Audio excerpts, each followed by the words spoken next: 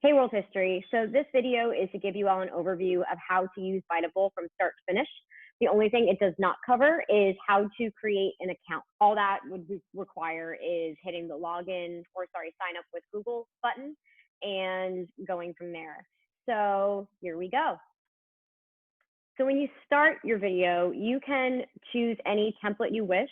I would suggest picking one that is appropriate for the subject matter. Perhaps one's about the coronavirus, let's say, maybe not be the most ideal. You could choose one that looks like a story. You could choose one that is a square. I'm going to choose this one. So when you choose a template, you're going to mouse over it, and then a button will pop up underneath that says Edit Video, and you click on that. Now, all Biteable really is a platform of video and text. It's almost like an animated PowerPoint that has a few more features, but for our purposes, we're going to leave it pretty simple. So you only need 5 slides for your Biteable, and the Biteable storyboard tells you exactly what needs to be on those slides.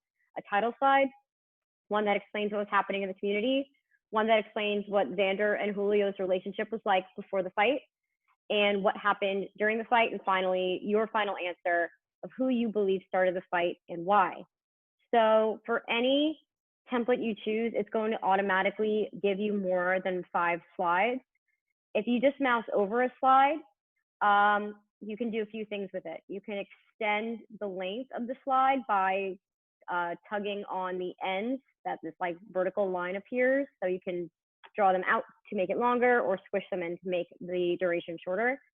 If you want to delete that slide, you mouse over the middle of it where there are 3 dots and you click delete. So to edit the text on a Biteable, all you need to do is mouse over the text and write what you want. So on the first slide, you need your title,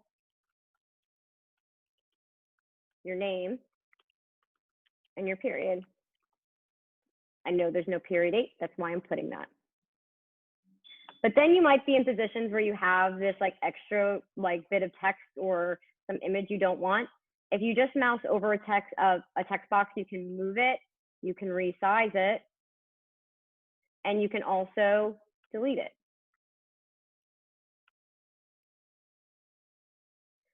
If you wanted to add a scene, because you are not limited to only 5 slides, you can have longer ones if you wish.